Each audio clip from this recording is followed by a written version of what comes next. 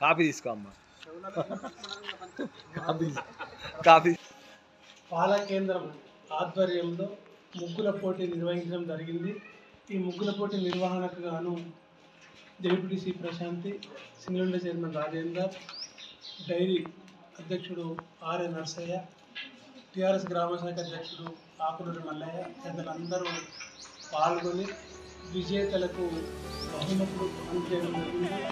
ఈ కార్యక్రమానికి ఇచ్చేసిన ఉన్నత గ్రామ పాల్గొన్న మహిళలకు నా యొక్క హృదయపూర్వక శుభాకాంక్షలు తెలియజేస్తున్నాను.